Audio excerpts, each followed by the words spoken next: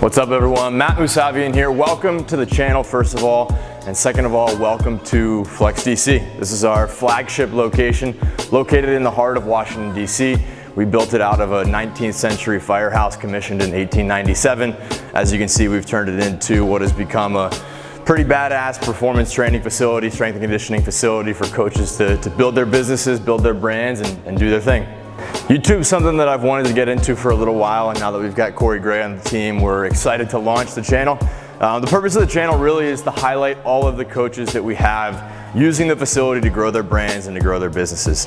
When we created this space, we wanted it to be about them. We wanted to provide the equipment, the facility. We wanted them to build their communities, bring their communities together to build and grow one larger community.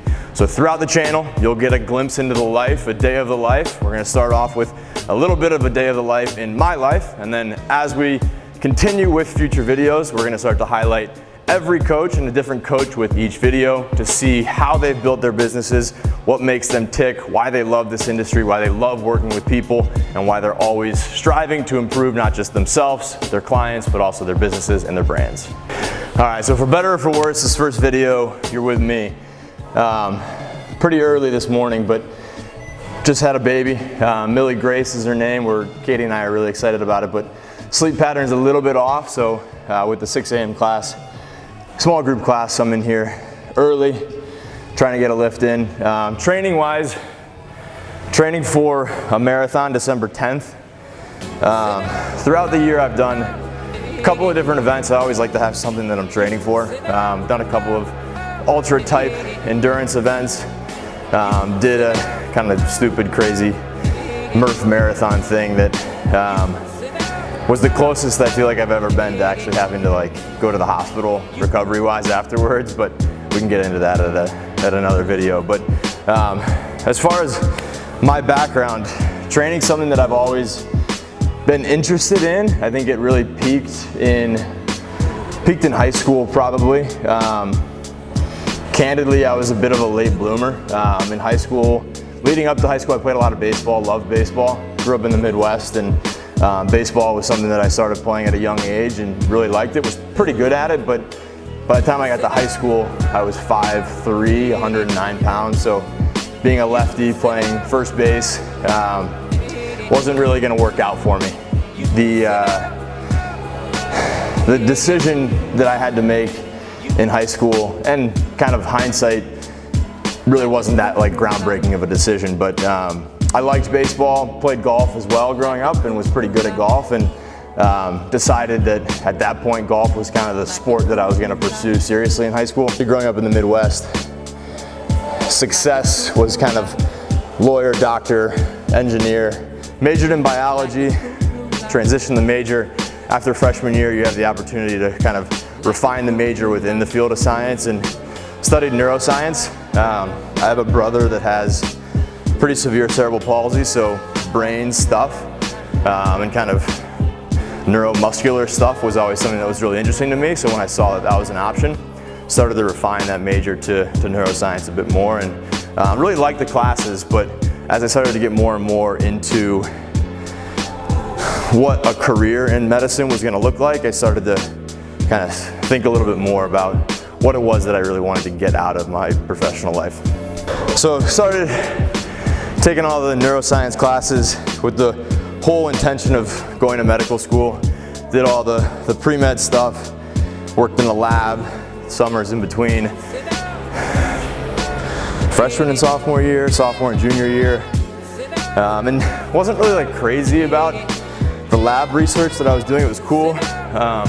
I didn't feel like I liked it as much as I needed to kind of spend the rest of my life in that field. So got linked up with a woman that worked at Cardinal Health, which is a big medical device, well, historically pharmaceutical distribution medical device, just kind of moving low margin items, gloves, drapes, gowns from one place to another. It's kind of their bread and butter.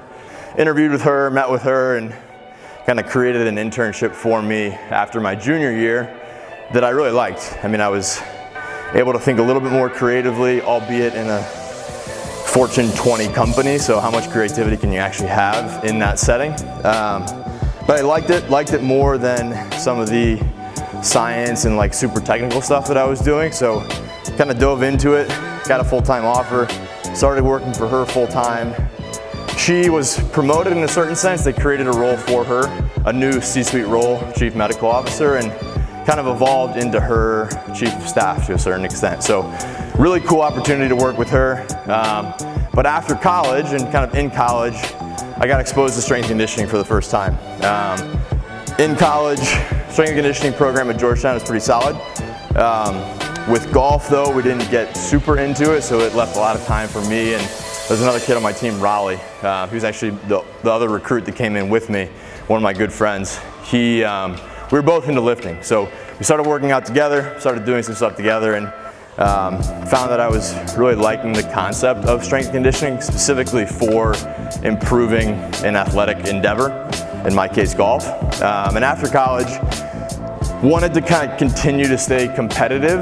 I think one of the things that I had heard and kind of saw firsthand was that you can start to lose kind of your competitive edge a little bit after school if you don't figure out ways that you can continue to sharpen that competitive kind of sword a little bit. And I found CrossFit. I was in Columbus and training at a gym and watching a woman named Christy Ermo, who was a perennial top 10 CrossFit Games athlete, coach and also train, and I was like, damn, that looks badass, that's what I want to do. So that's how I first started getting into CrossFit.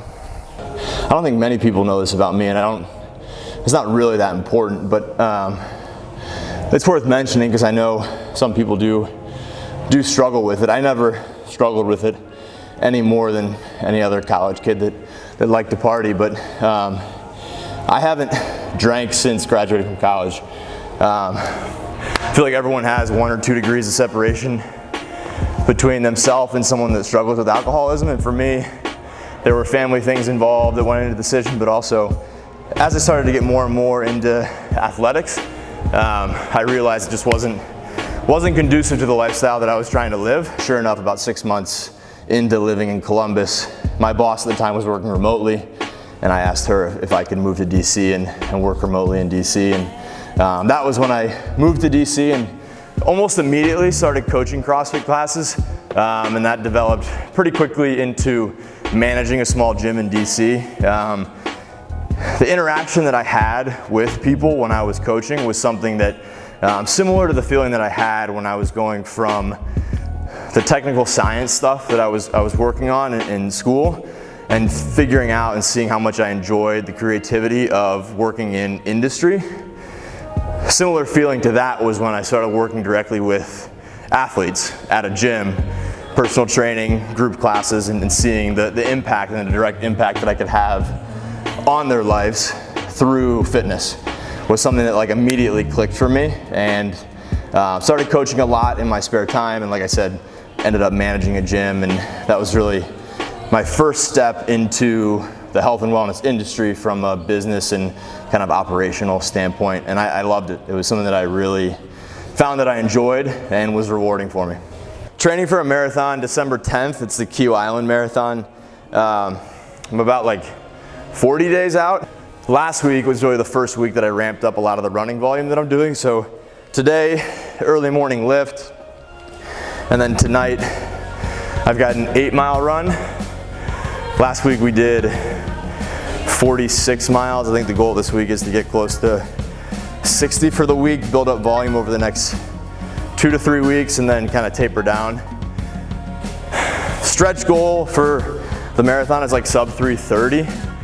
Katie asked me if she thought I could run sub 3:10, and I was like, I don't know, Katie. I'm 190 right now. I think if I really wanted to commit fully to running fast, I'd probably need to drop down to like 180. But I like lifting heavy shit.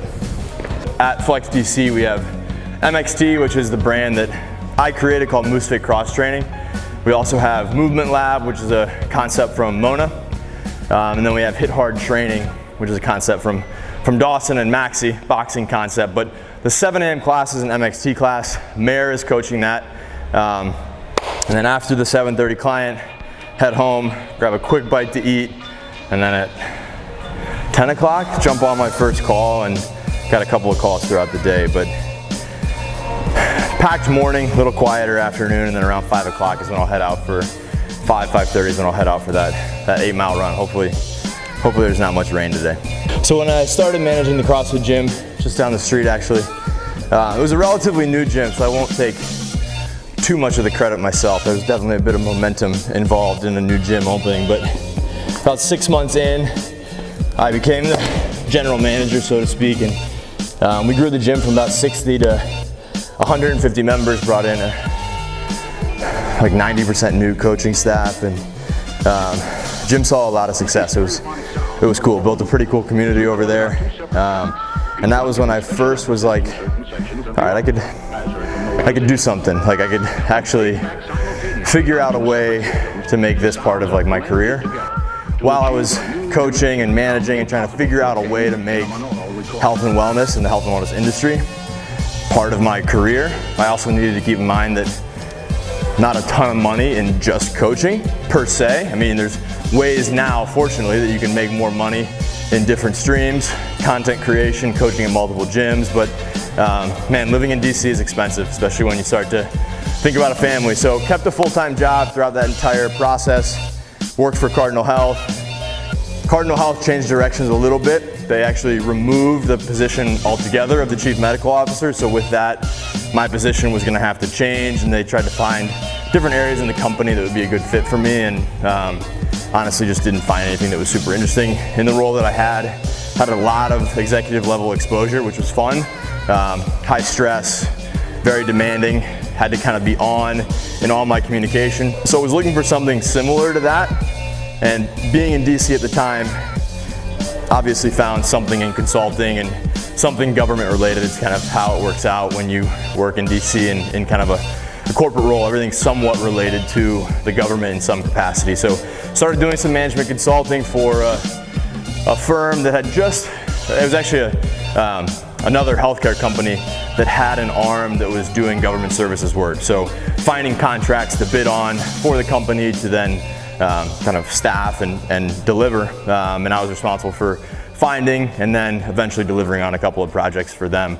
But all the while, still trying to figure out how I could make the most out of and eventually build a career around something in the health and wellness industry, and also trying to continue to grow my athletic ability in CrossFit, which was fun. I had the athletic side of things going on that I was getting better at, and seeing that I was going to be able to kind of actually be competitive in the world of CrossFit. I was managing and coaching at a gym, and then I was still working a full-time job remotely, which kind of allowed me to do all three of those things simultaneously. I've got a small group coming in at 6 a.m. We meet every Tuesday and Thursday at 6 a.m. It's been really fun to watch. Izzy and Kelly have been working with me for like actually close to a year now. A lot of strength work. I think strength work that they weren't super familiar with prior to working with me. And I always tell people, from a personal training standpoint, what you'll get programming wise and experience wise with the actual workouts is probably only like plus or minus 15 or 20% from one trainer to the next. But the way it's delivered and kind of the goal with it is going to be different depending on who you're working with. And for me, I love seeing people just get stronger. That doesn't necessarily mean increased size, but like stronger, faster, more explosive, more athletic. I think it's just a more fun way to train than kind of traditional bodybuilding and physique type stuff. So you'll see in that session, we do a lot of strength work, a lot of explosive movements, a lot of conditioning. And honestly, I just kind of beat them into the ground a little bit and see how hard they can work and see what they're capable of.